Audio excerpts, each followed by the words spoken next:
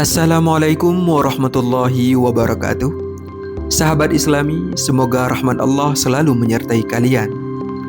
Pada pertemuan kali ini kita akan bertemu langsung dengan kisah Al-Hajjaj bin Yusuf As-Saqafi, seorang politikus sekaligus Menteri Pertahanan Bani Umayyah.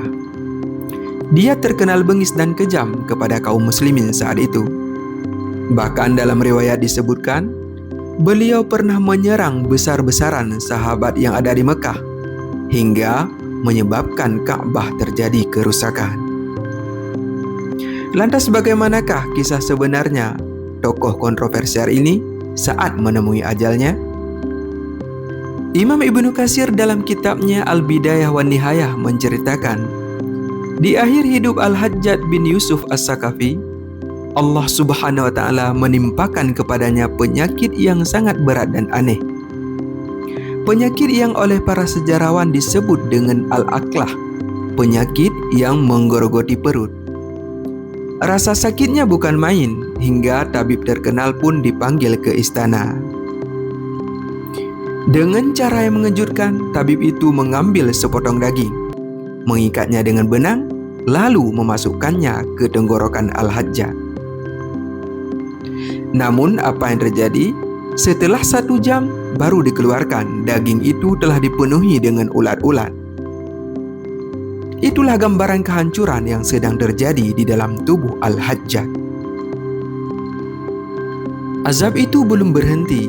Allah Subhanahu wa Ta'ala juga menimpakan kepadanya dingin yang amat sangat. Dingin yang disebut dengan nama Zamharir. Api dinyalakan di sekelilingnya. Tungku demi tungku didekatkan ke tubuhnya, tapi ia tidak merasakan panas sedikit pun.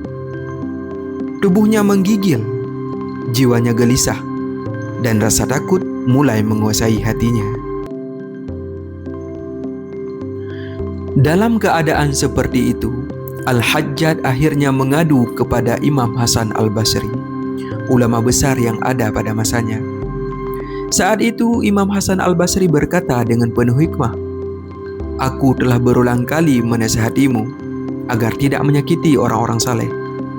Namun nasihatku selalu engkau tolak." Al-Hajjaj pun menjawab, "Aku tidak ingin engkau berdoa agar penderitaanku diringankan. Aku hanya ingin Allah Subhanahu wa Ta'ala menyegerakan kematianku dan tidak memanjangkan siksaku." Selama 15 hari Al-Hajjaj terbaring dalam kesakitan. Akhirnya ia wafat pada tahun 95 Hijriah di bulan Ramadan di kota Wasit. Umurnya sekitar 54 tahun. Seorang penguasa besar, tetapi kembali kepada Allah Subhanahu wa Ta'ala tanpa kekuasaan, tanpa pasukan, dan tanpa pembelaan. Dan saat wafatnya pun manusia bersukacita atas penderitaannya. Kisah ini bukan untuk membuka aib orang yang telah mati, tetapi untuk mengambil pelajaran dan iktibar. Kekuasaan tidak menjamin keselamatan. Jabatan tidak mampu menunda ajal. Dan kedaliman sekecil apapun akan dimintai pertanggungjawaban. Maka berbahagialah orang yang kekuasaannya melahirkan keadilan, lisannya melahirkan kebenaran, dan tangannya melahirkan kasih sayang. Wallahu a'lam bishawab.